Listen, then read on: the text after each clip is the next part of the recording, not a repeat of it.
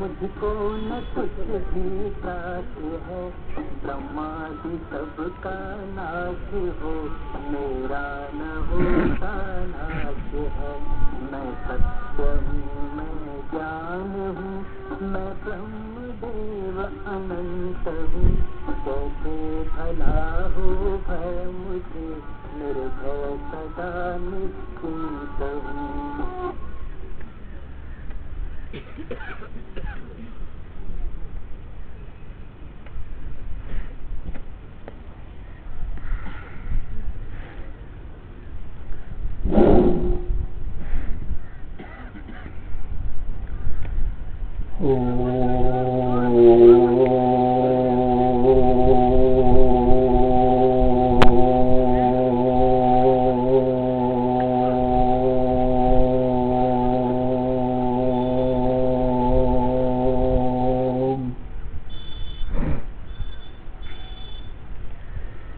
चैतन्यं शाश्वतं शान्तं व्योमातीतं निरञ्जनं नादबिन्दुकलातीतं तस्मै श्रीगुरवे नमः। सर्वश्रुतिशिरोरत्नं विराजितपदाम्बुजं वेदान्ताम्बुजमार्कण्डं तस्मै श्रीगुरवे नमः। अज्ञानतिमिरान्धस्य ज्ञानाञ्जनशलाकया चक्षुः उन्मीलितं येन तस्मै श्रीगुरवे नमः। अखण्डानन्दबोधाय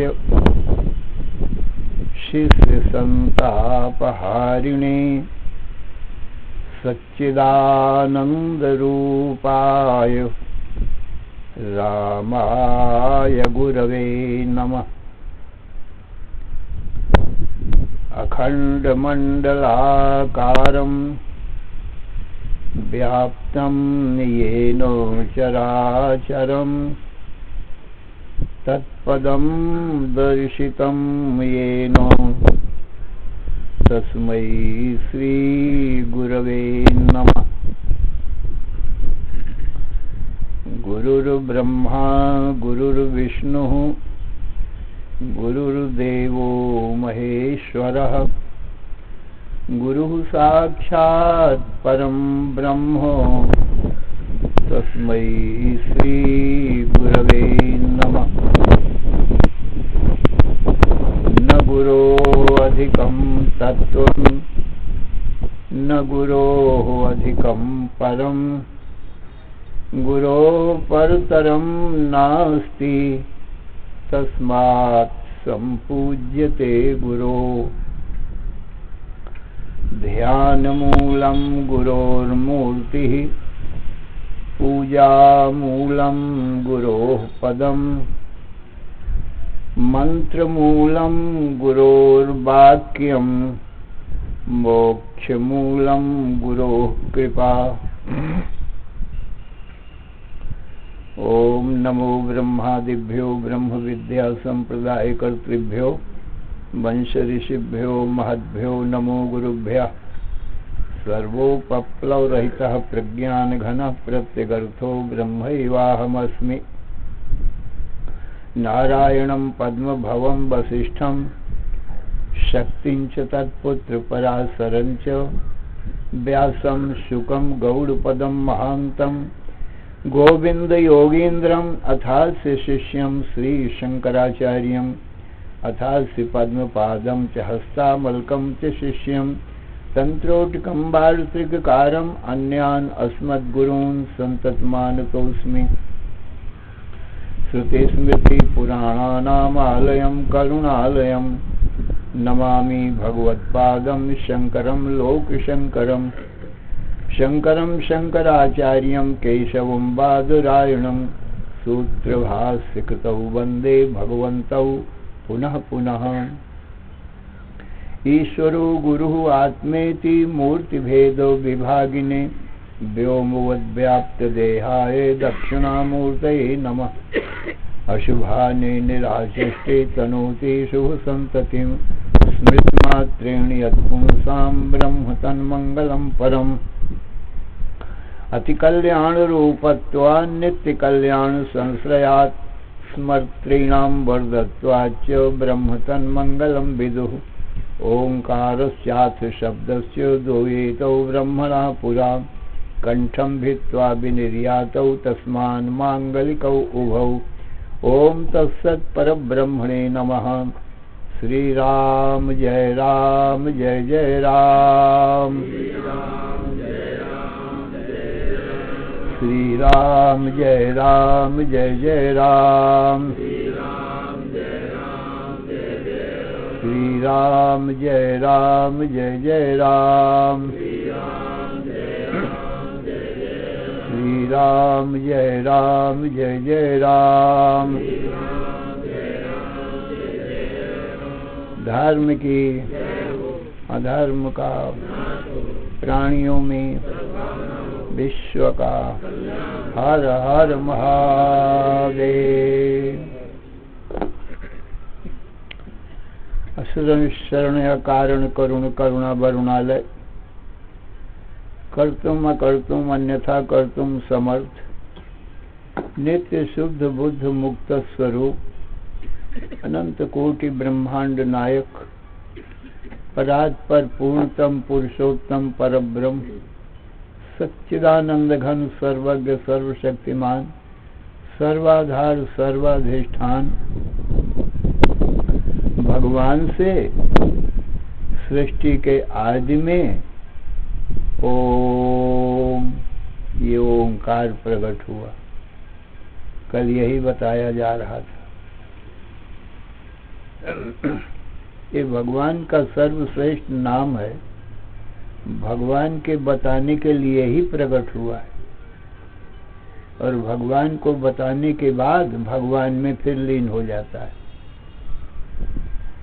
क्योंकि जब जीव भगवान को जान लेता है तो भगवद रूप ब्रह्म रूप ही हो जाता है, जीव का प्रयोजन पूरा हो जाता है, अब कुछ जानना शेष नहीं रहता।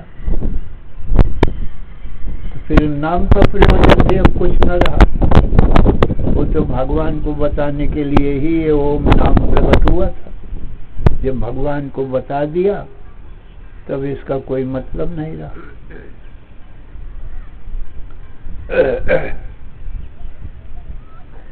तो ये ओंकार पहले परब्रह्म रूप ही था अपनी उत्पत्ति के पहले। तब इसका नाम परावाणी था और जब मन में आया तब इसका नाम पश्यंती हुआ। जब कंठ में आया तब इसका नाम मध्यमा हुआ। कंठ से मुख में आया, मुख से जब बाहर निकला तो बिखर गया अनेक स्वर व्यंजनों के रूप में। जितने नाम रूप हैं ना, ये सब ओंकार अनेक रूपों में प्रकट हो गया। तब इसका नाम बैखरी पड़ गया। इस प्रकार से चार वाणी हो गई,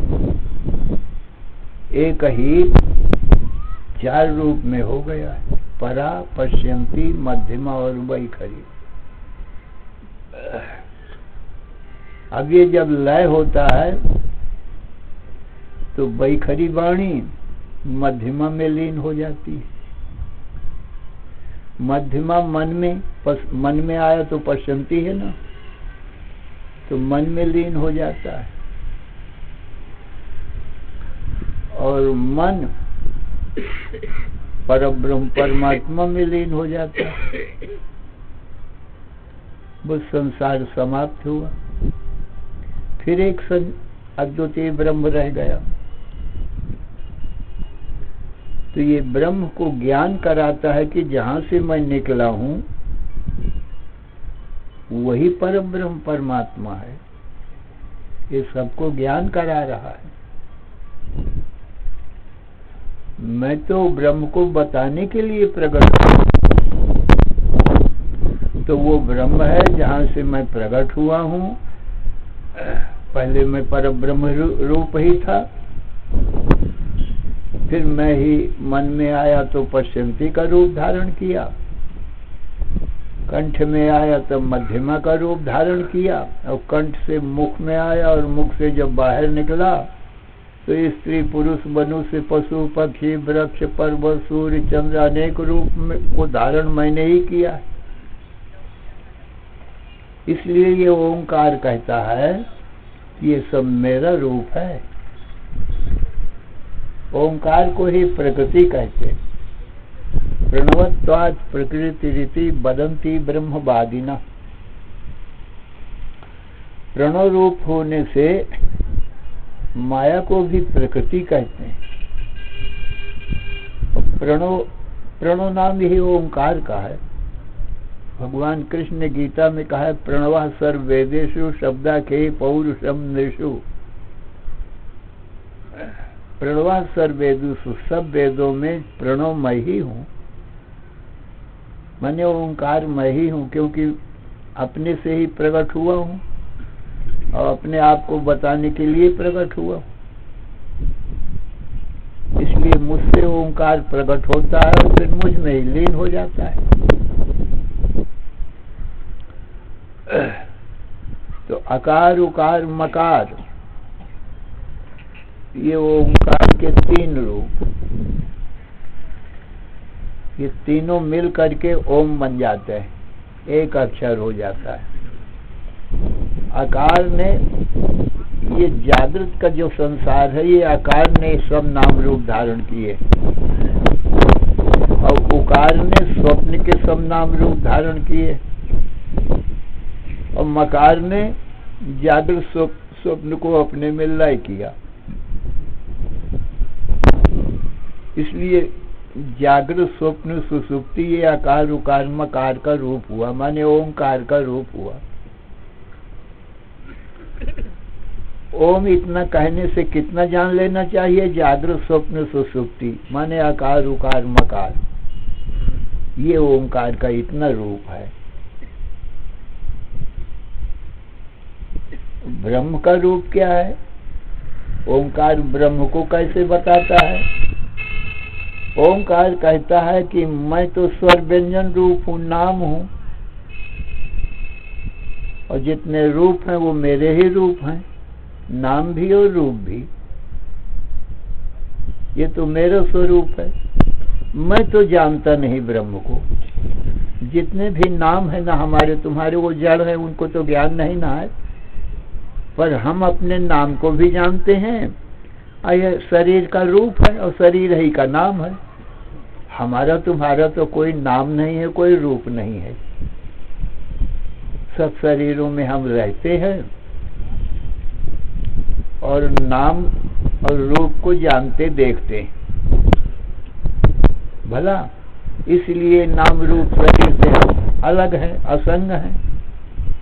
आकाशवत् सर्वगतस्य नित्य, आकाश के समान सर्वव्यापक और नित्य सत्य है। ये हमारा तुम्हारा स्वरूप है। तो ओंकार कहता है कि मैं जिसको नहीं जानता, क्योंकि मेरा स्वरूप तो केवल नाम रूप है, नाम रूपों को ज्ञान होता नहीं है, इसलिए मैं नहीं जानता हूं उस ब्रह्म को। तो जब तुम ब्रह्म को नहीं जानते हो तो ब्रह्म को बताते कैसे हो? तो कहता है मैं तत्पद से ब्रह्म को बताता हूं। तद माने वह, इदम माने यह। जागृत स्वप्न सुसुप्ति इतना हमको तुमको प्रत्यक्ष है, इसको इदम कहते हैं।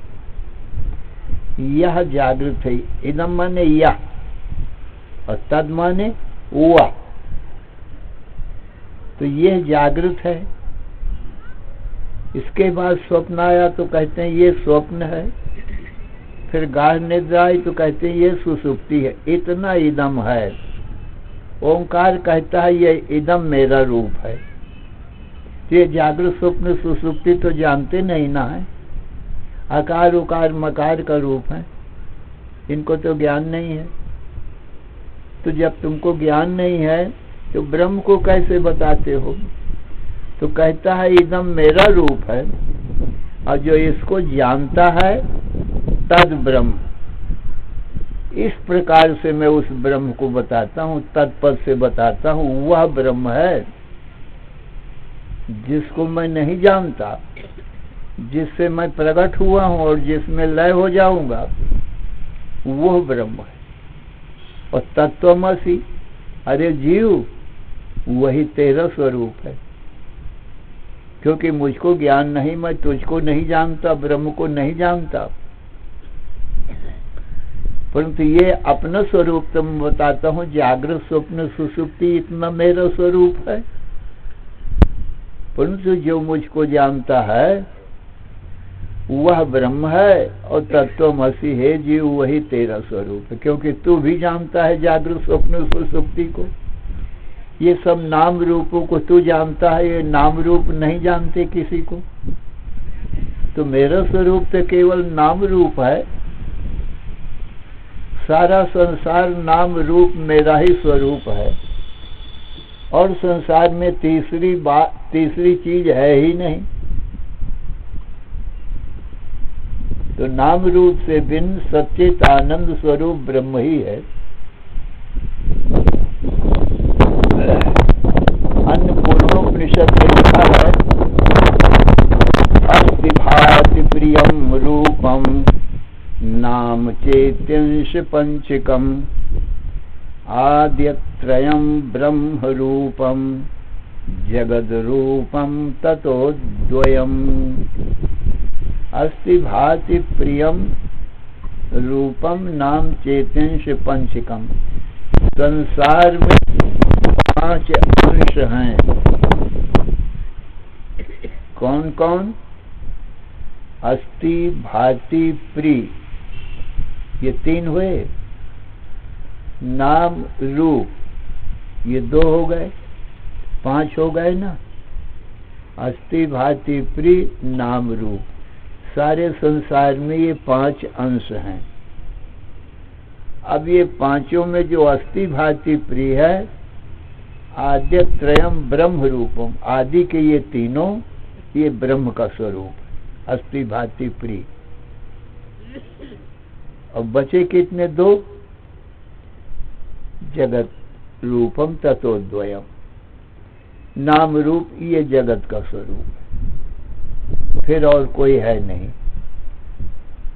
नाम रूप को जगत कहते हैं, और अस्ति भाति प्रिय को ब्रह्म कहते हैं। तो अस्ति भाति प्रिय ब्रह्म जो है वो व्यापक है किसमें? नाम रूप में। ये हमारे शरीर का नाम है और शरीर का ही रूप है। अपने शरीर से सारे संसार का ज्ञान कर लेना चाहिए। भला संसार के ज्ञान के लिए संसार में जाने की जरूरत नहीं है। मैं और मेरा शरीर, तो मैं तो शरीर को देखता हूँ,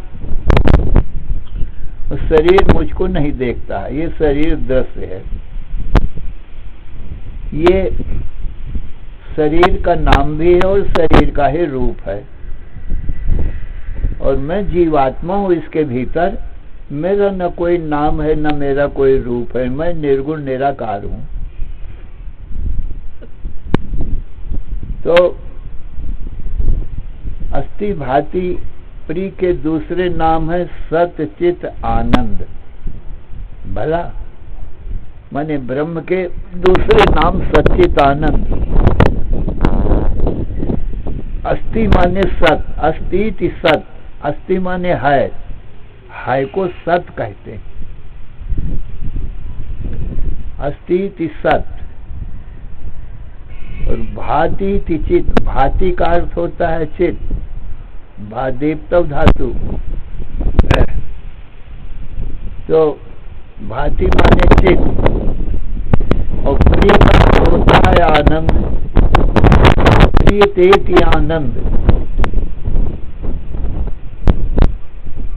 तो अस्थि भाति प्रिय का अर्थ क्या हुआ? सत चित आनंद। अब ये सचित आनंद सभी नाम रूपों में व्यापक है। भला अब इसको घटाओ, एक घट में 2 अक्षर का नाम घट है ना, घड़ा जिसमें पानी भरा जाता है, और उसका रूप क्या है? गोल, और भीतर पोल, क्योंकि पोल नहीं होगा तो पानी कहाँ भरेंगे? पोलाई में ही पानी भरा जा सकता है। तो घट का रूप क्या है? गोल और पोल, और घट ये नाम हो गया। ऐसा जो गोल है जिसमें पानी भरने का काम आता है, पोलाई है, उसका नाम क्या है? घट। तो घट की सिद्धि के लिए अस्थि भाति प्रिय ये 3 जोड़ना पड़ेगा, तब घट की सिद्धि होगी, नहीं तो नहीं होगी। घट इतना कहने से तो घट क्रिया में घट है,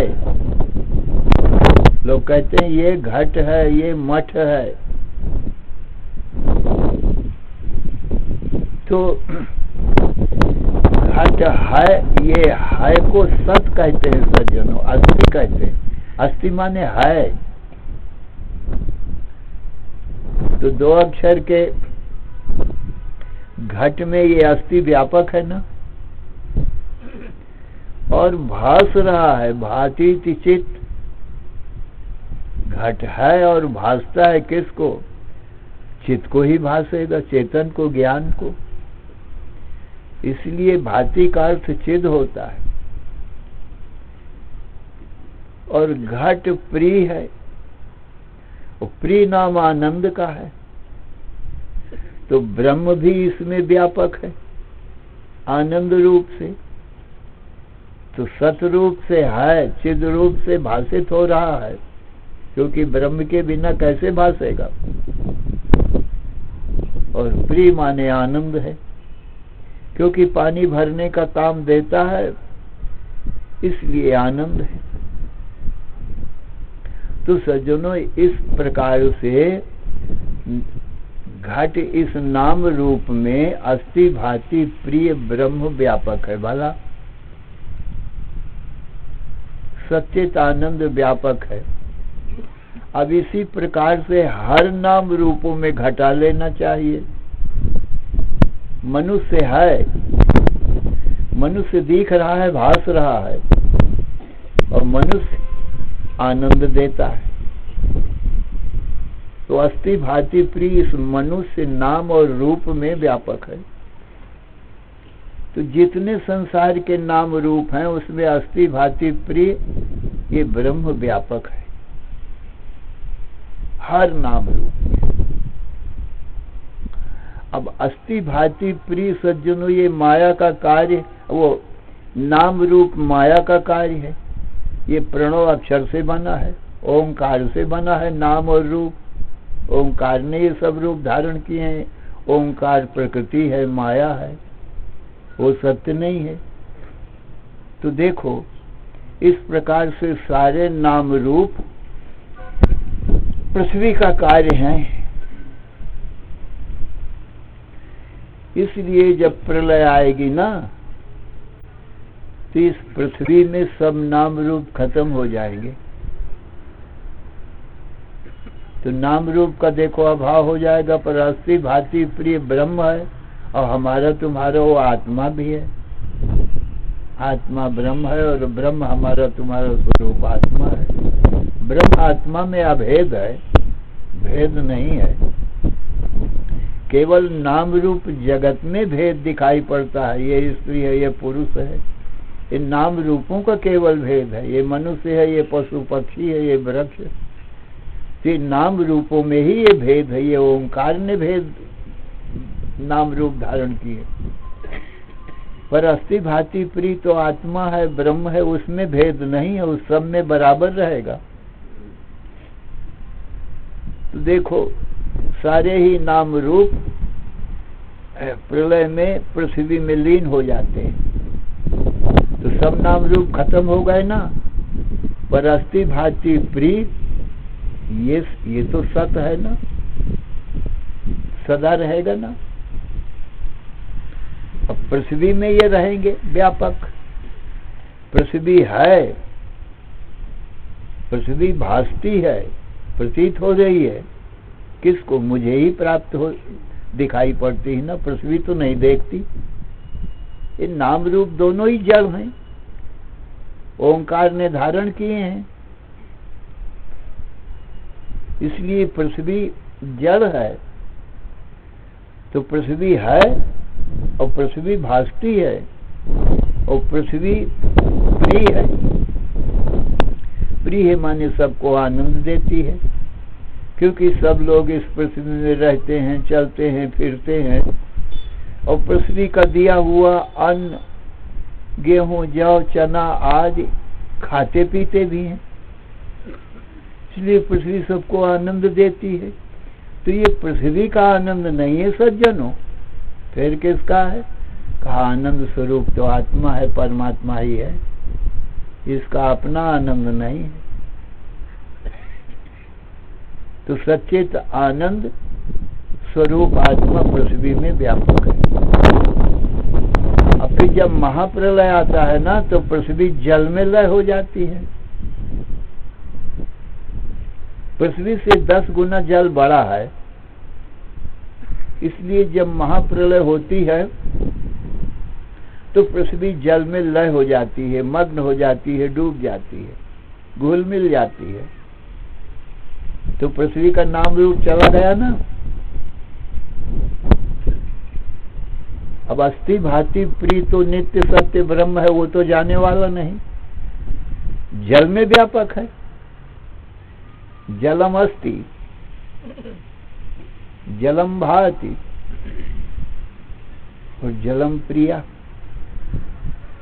देखो अस्थि भांति जल है, ये ब्रह्म का अस्थिपना है। जल भासता है, ये ब्रह्म का चेतनपना है।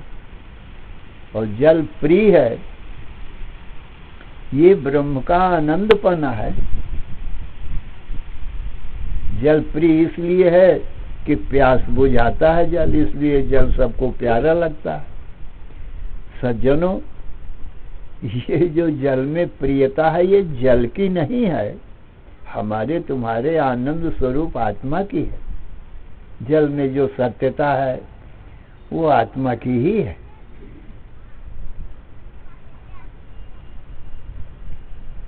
फिर जल की उत्पत्ति हुई है अग्नि तत्व से। अग्नि जल से 10 गुना बड़ा है, इसलिए समय आने पर जल अग्नि तत्व में लीन हो जाता है।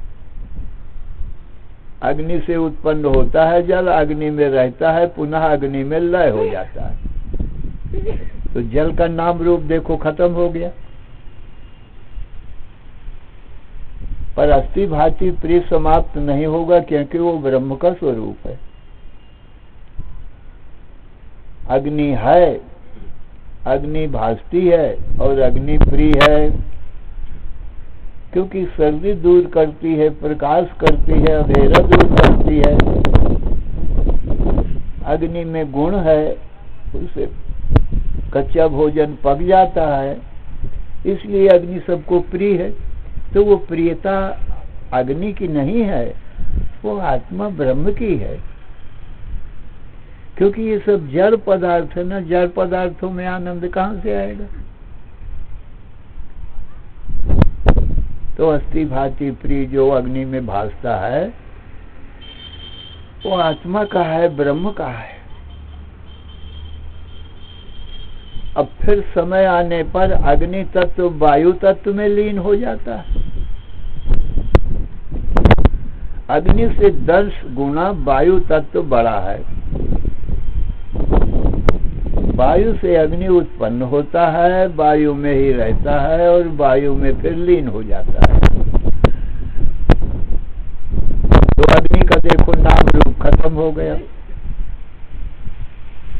अब वायु में अस्थि भांति प्री समाया हुआ है, व्यापक है। वायु है, ये आत्मा का सत्पना है। वायु आत्मा है, ये चित्पना है, चेतनपना। और वायु प्रिय है क्योंकि पसीना सुखाता है, आनंद आता है पसीना सोखने पर, इसलिए वायु प्रिय लगता है लोगों को। परंतु वो वायु की प्रियता नहीं है, वो आत्मा की है, ब्रह्म की है। इसी प्रकार से वायु की उत्पत्ति आकाश से भई है। आकाश वायु से 100 गुना बड़ा है। आकाश से वायु उत्पन्न होता है, आकाश में रहता है, चलता फिरता है आकाश में, फिर आकाश में लीन हो जाता है। और वायु का देखो नाम रूप समाप्त हुआ।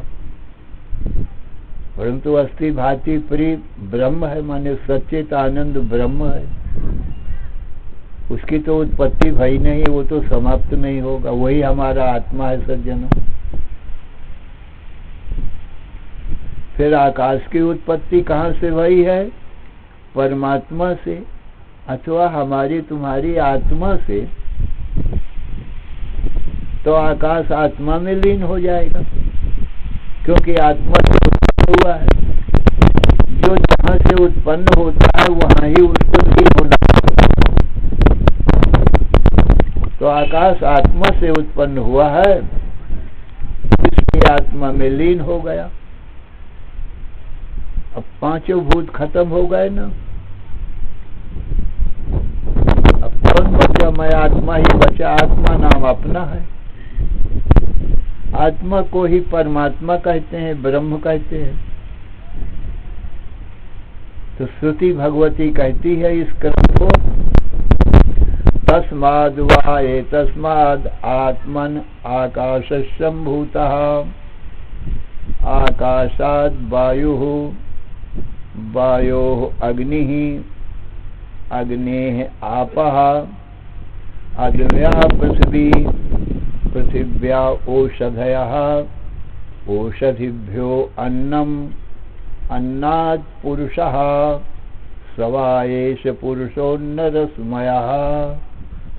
ये श्रुति कहती है तस्मात्, माने उस परब्रह्म परमात्मा से। वह तस्मात् अथवा हमारी तुम्हारी आत्मा से। आकाश संभूता, आकाश उत्पन्न हुआ। आकाशात वायु, फिर आकाश से वायु उत्पन्न हुआ। वायो अग्नि, वायु से अग्नि तत्व उत्पन्न हुआ। अग्नेः आपः, अग्नि से आप नाम जल का है, जल उत्पन्न हुआ। अद्भ्या पृथ्वी, अद्भ्या माने जल से पृथ्वी उत्पन्न भई। पृथिव्या औषधया, पृथ्वी से औषधियां उत्पन्न भई। आम अमरूद अनार अंगूर आंवला ये सब औषधियां है जितनी वन में देखने में आ रही हैं।